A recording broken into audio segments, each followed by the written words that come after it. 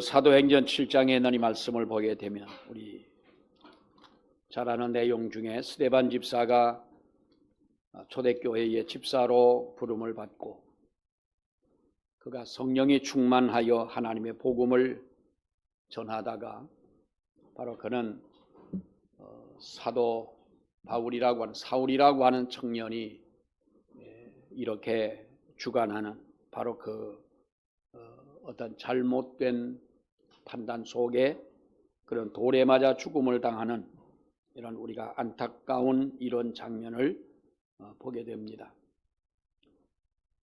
7 집사 중에 한 사람이었고 또 굳이 우리가 7명의 중에서 대표를 뽑으라면 우리가 스데반 집사를 뽑을 수밖에 없는 바로 그러한 집사였음에도 불구하고 어쩌면 우리는 하나님의 보호를 받지 못하고 왜 하나님께서 특별하신 능력으로 그를 지켜주고 또 보호도 해줄 수도 있었을 것이고 돌에 맞아 죽는 비참한 바로 그러한 죽음을 분명히 하나님은 감추어 줄 수도 있었을 텐데 왜 이렇게 주님 앞에 스데반은 죽어야만 했느냐라고 하는 것입니다.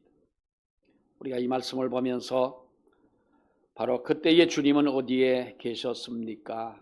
주님은 어디에 이렇게 스데반 집사가 고통을 당하고 갈 때에 돌에 맞아 죽을 때에 하늘을 향하여 부르짖을 때 바로 주님은 그때 어디에 계셨나요? 라는 이 말씀을 우리가 생각하며 오늘도 하나님의 은혜가 우리 모두에게 있기를 축원합니다. 혹시 우리가 인생을 살면서 우리는 내가 잘못한 것도 아닌데 뜻밖의 고난을 당하는 그런 경우를 아마도 체험해 보신 적이 아마도 있을 것입니다. 아무리 우리가 기도를 해도 하나님 앞에 응답은커녕 전혀 앞으로 나아갈 길도 보이지 않는 바로 그러한 캄캄한 우리의 앞날을 아마도 우리는 아쉬워하고 안타까워하고 때로는 두려워하는 그러한 일들도 있었을 것입니다. 내가 무슨 잘못을 해서 어려움을 당하거나 나의 잘못을 통해서 하나님의 징계를 받는 것이라면 차라리 이해가 될 것입니다. 왜냐하면 내가 잘못했으니까요. 당연히 우리는 매를 맞는다고 생각하고 정말로 내가 맞는 매일지언정 달게 맞을 수 있는 바로 그러한 마음이 있겠지만은 그러나 우리는 이렇게 나의 잘못이 아닌 이런 나의 어떠한 실수도 아닌 정말로 하나님 앞에 우리가 억울할 만큼 당하는 이런 많은 고난을 체험해 본 적이 분명히 우리들에게는 있다는 것이지요. 여러분 우리가 이러할 때에 우리에게는 정말 당혹스럽고 때로는 억울하기도 하고 때로는 우리가 안타깝기도 하면서 신앙적 회의가 생기기도 하는 것입니다. 도대체 하나님은 어디에 계시느냐? 하나님은 좀 더 나아간다면 하나님은 계시는 거냐 안 계시는 거냐?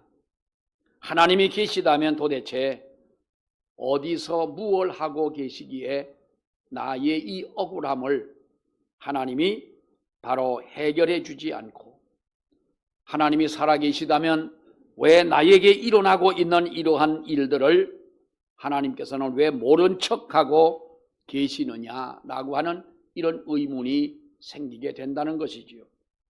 여러분 그러나 우리는 그럴 때에 조심을 해야 되는 줄로 압니다. 만일 신앙의 회의에 말려들면 훨씬 더 큰 고난의 소용돌이에 빠질 수밖에 없기 때문에 그렇습니다. 그러나 우리가 정말로 하나님 앞에 영적인 눈을 뜨고 우리가 정말로 하나님 앞에 정신을 차리고 신앙을 다잡고 하나님 앞에 엎드려 끝까지 우리가 기도할 수 있는 사람이라면 하나님은 분명히 붙잡아 주시는 그 때가 있을 줄로 믿습니다. 사실 우리가 신앙적 회의에 빠져서 여러분 예수를 잃어버린 사람들을 우리는 의외로 많이 보게 됩니다. 어쩌면 사탄의 전략에 빠지고 사탄의 전략의 승리라고 할 수밖에 없는 것이지요. 옛날 평양에서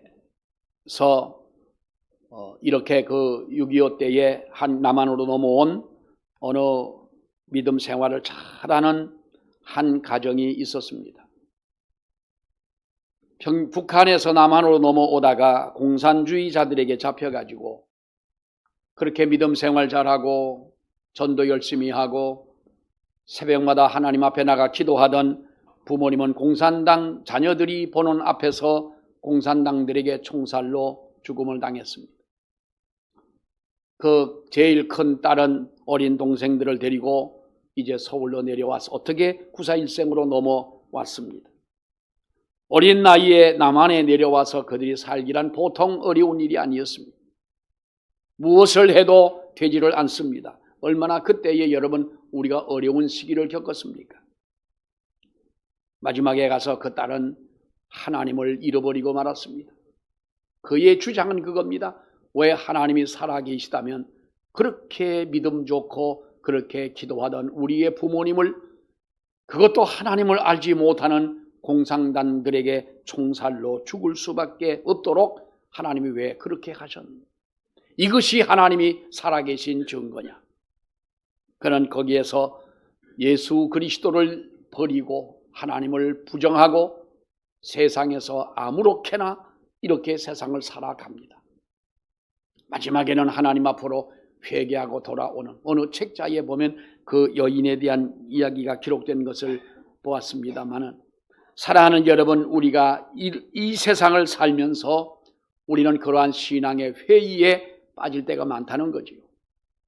우리 구약 성경에 보게 되면 욥이라고 하는 사람을 여러분 우리는 잘 압니다. 구약 성경과 신약 성경을 통틀어 예수님을 제외하고 정말로 가장 큰 고난을 당한 사람을 찾으라면 아마도 욥이라는 사람이 대표적인 사람이 아니겠느냐 할 만큼 그는 정말로 많은 고난을 당하지 않습니까? 자녀 10명이 한꺼번에 죽음을 당하고 그 많은 재산을 다 빼앗기고 건강했던 몸에 질병이 왔고 아내와 둘밖에 남지 않은 이런 두 사람이 있는 속에서 아내가 뭐라고 말합니까? 성경에는 구체적으로 그렇게 말씀하지 않습니다만은 당신이 그렇게 동방의 의인이고 정말로 하나님을 잘 섬기는 사람이고 하나님이 살아 계시다면 왜 우리의 가정을 이렇게 하나님이 이렇게 되도록 하나님이 내버려 두셨겠느냐? 당신도 한번 생각을 해봐라. 정말 하나님이 살아계시냐? 하나님이 살아계시다면 우리의 재산을 이방 백성들에게 빼앗기고 우리의 집이 무너지고 눈에 넣어도 아프지 않은 우리의 자식의 10명을 하루아침에 잃어버리는 이런 슬픔을 우리가 당할 이유가 뭐가 있느냐? 그래도 하나님이 살아있다고 말할 수가 있느냐? 당신은 뭐냐? 그렇게 건강하던 사람, 은혜가 충만하던 사람, 기도하던 사람, 믿음의 사람이라던 당신이 온몸에 악창이 나가지고 누구도 당신의 곁으로 가까이 오지 않을 만큼 냄새나는 그러한 몸을 가지고 있는 것을 보면 차라리 하나님이 없다고 솔직하게 시인해라. 그리고 차라리 죽어라. 욥의 아내의 말이 이거 아니에요. 그러나 여러분, 욥이라고 하는 사람은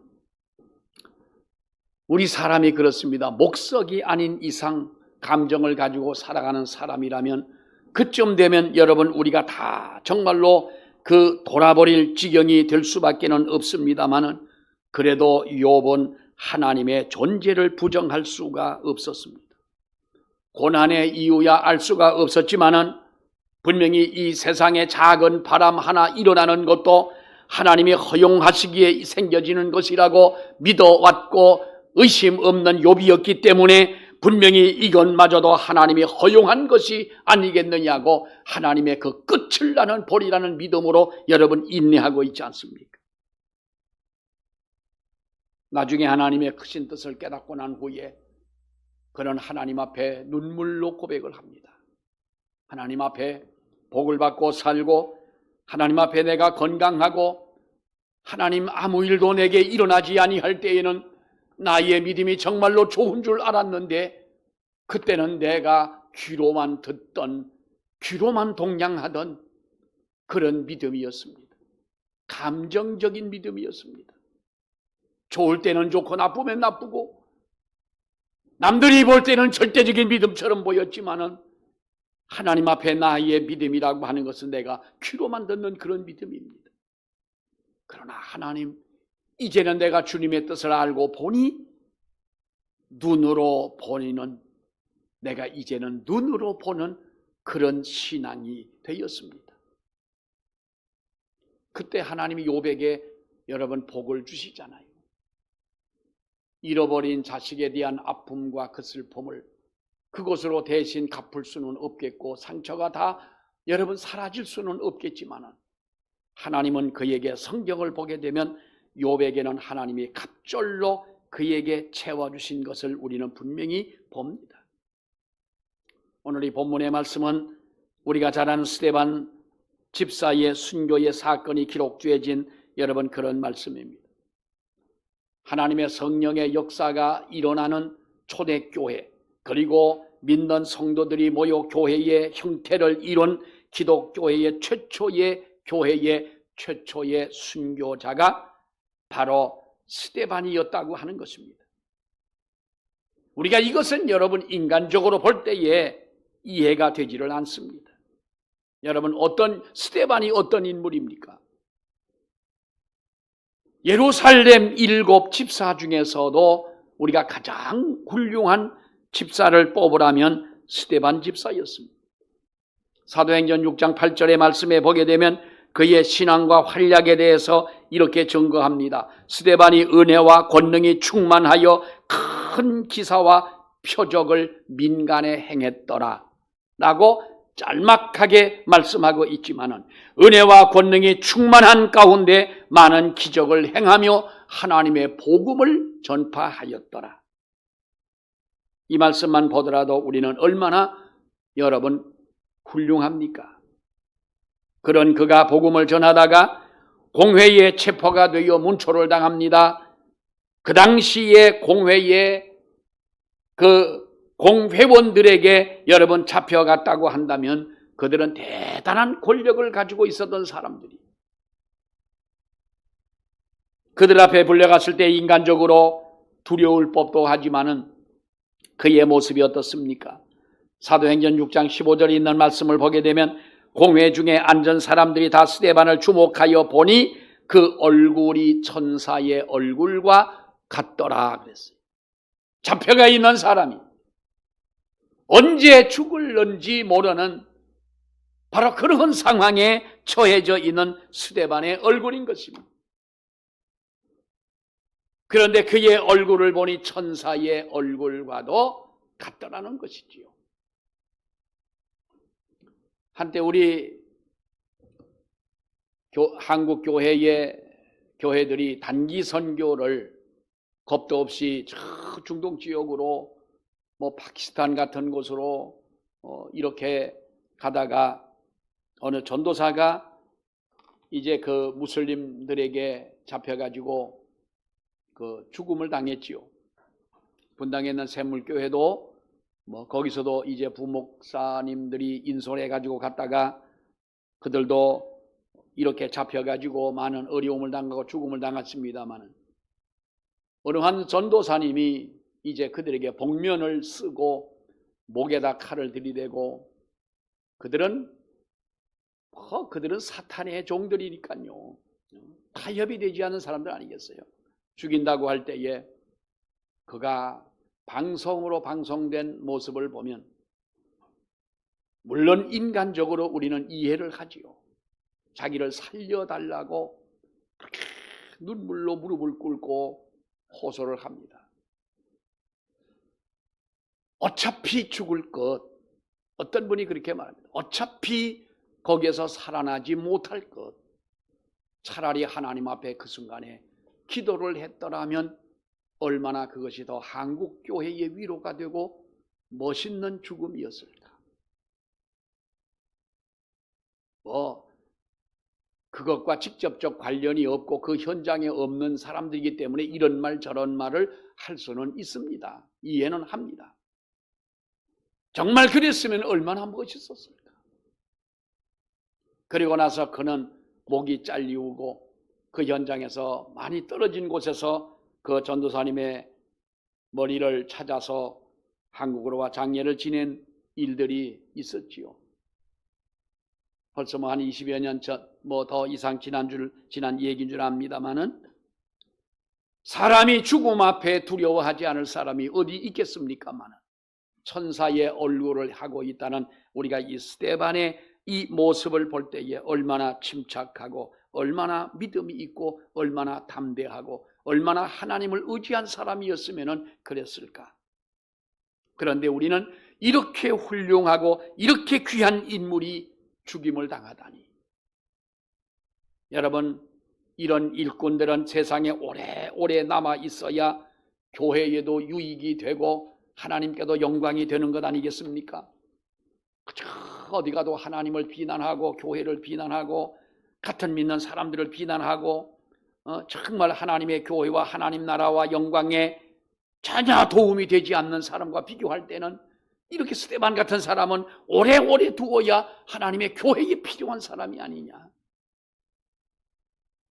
인간적으로 생각하면 얼마나 어이가 없고 황당합니까? 당연히 이런 의문이 생기지요. 주님, 왜 주님은 그때에 무엇을 하고 계셨나요? 아니, 스데반 집사가 순교를 당하고 있는데 돌에 맞아 죽을 수밖에 없는 죽어가는 그 상황에 주님은 지금 어디에 계셨습니까? 왜 주님은 하나님께서는 말씀만이라도 하나님의 손짓 하나만 하시더라도 하나님은 콧김으로라도 이 세상을 날려버릴 수도 있고 그 모든 일을 해결할 수도 있는 그 능력의 하나님이신데 왜 하나님 그때 가만히 계셨나요?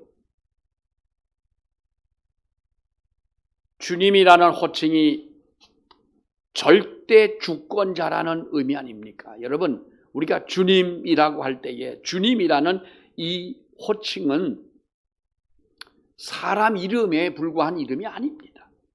이 말은 절대 주권자라는 뜻인 거예요. 다시 말하면 우리가 삼위일체가 절대 주권자라 하면 전지전능하신 하나님, 전지전능하신 예수님, 전지전능하신 성령님을 가리키는 말입니다. 그러니까 주님의 말 속에 모든 것이 들어있는 것 아니겠습니까? 우리를 보호해 주시고 책임져 주신다는 여러분 뜻이 아닙니까? 그런데 이것이 뭡니까? 그렇게 훌륭하고 그렇게 성령이 충만하고 그렇게 하나님의 복음을 전하다가 죽어가는데 주님 왜 스데반에게 손을 대지 않으셨나요? 공회의 광란을 막지 못하고 왜 그가 이렇게 비참하게 죽어가도록 하나님이 두셨습니까? 이 상황만 본다면 정말 얼마나 안타까운 일이 아닐 수가 없습니다. 그런데 여러분, 우리가 이 성경을 자세히 보면 주님은 외면하거나 뒤돌아서 있는 주님이 아니셨습니다. 사도행전 7장 55절에 있는 말씀을 보면 스데반이 성령이 충만하여 하늘을 우러러 주목하여 하나님의 영광과 및 예수께서 하나님 우편에 서신 것을 보고라고 말씀하고 있습니다. 우리 성경에 보면 예수님을 부활 승천하신 후에 하나님 보좌 우편에 앉으셨다라고 말씀을 하죠. 주님에 대한 위치나 주님의 어떤 그 모습을 이렇게 보좌 우편에 앉으셨다 했는데 오늘 이 본문의 말씀을 보면은 주님은 바로 하나님 우편에 서 계시더라는 거예요. 어느 신학자가 이렇게 말했습니다.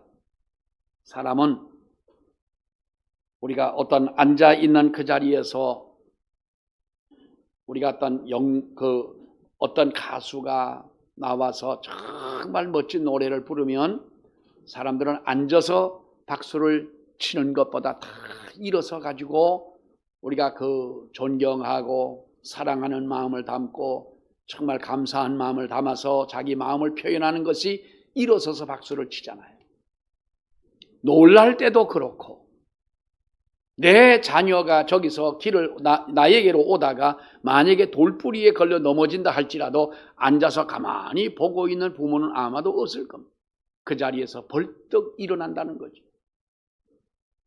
주님은 스데반 집사의 이 고난을 당하고 돌멩이가 날아오는 상황, 죽을 수밖에 없는 그런 정말로 어떤 이 환난 속에서 주님은 모르고 계시는 주님은 아니셨더라는 거예요.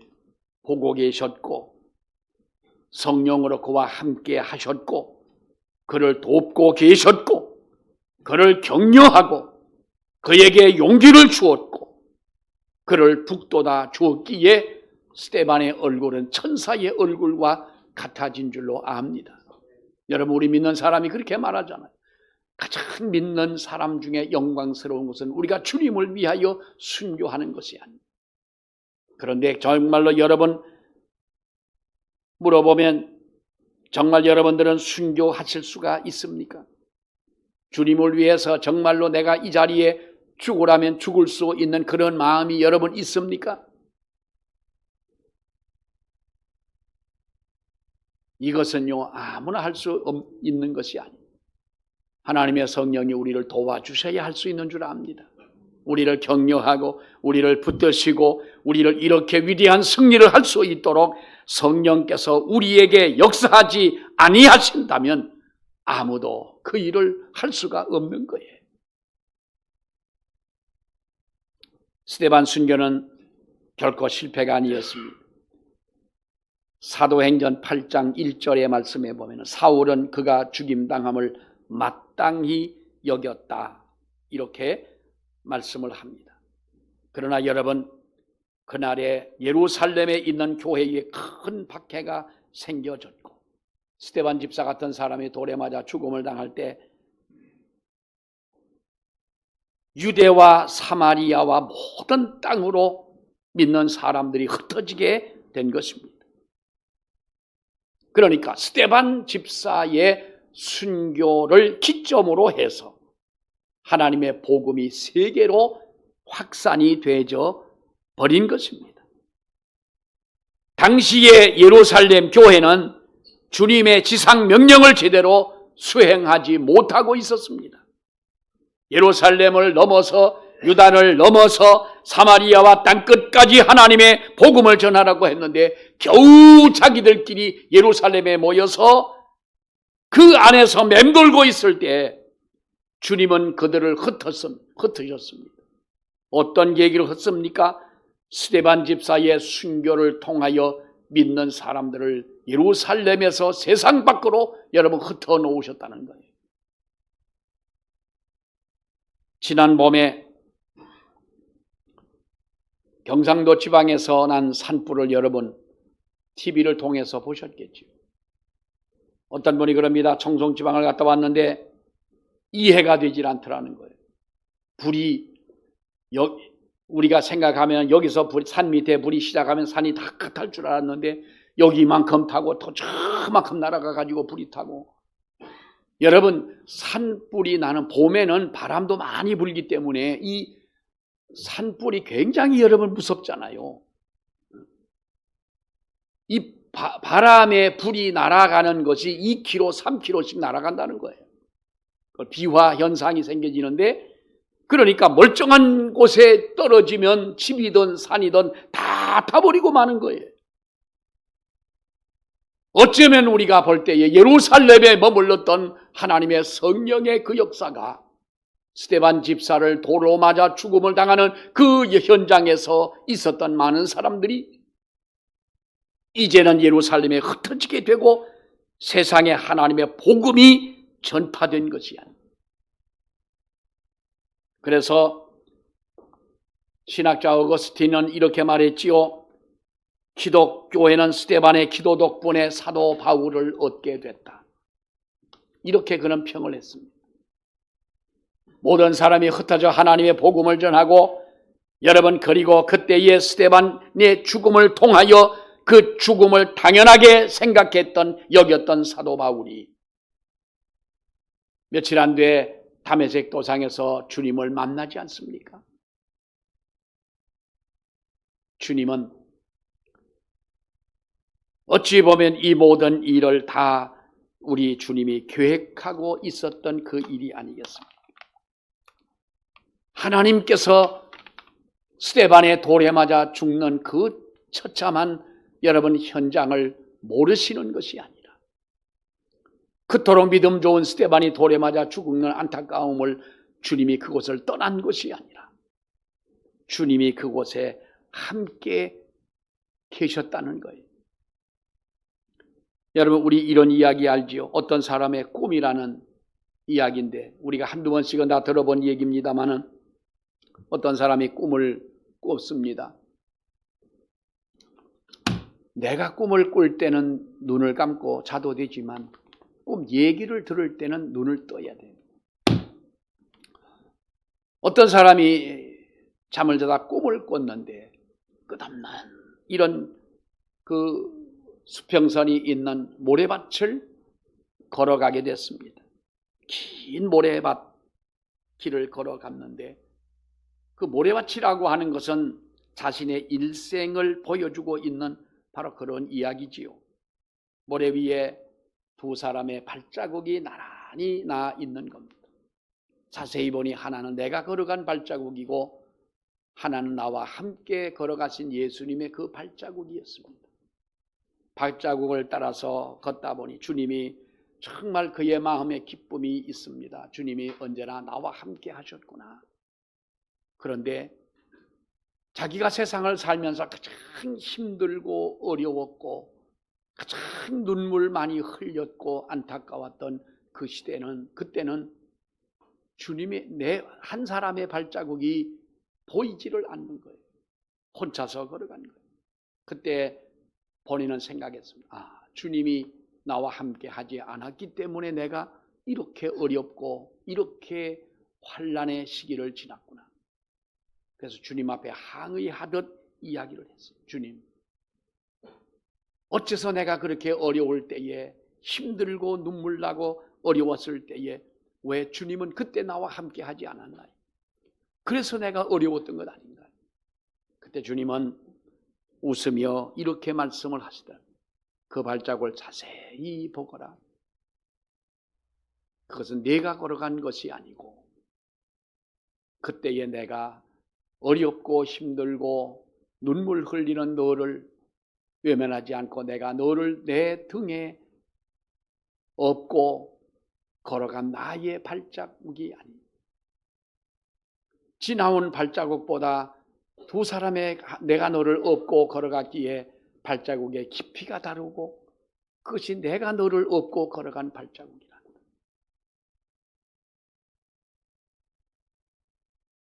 내가 어려움을 당할 때에 주님이 나와 함께하지 않았기 때문에 그런가 보다 우리는 생각할 때가 많아요.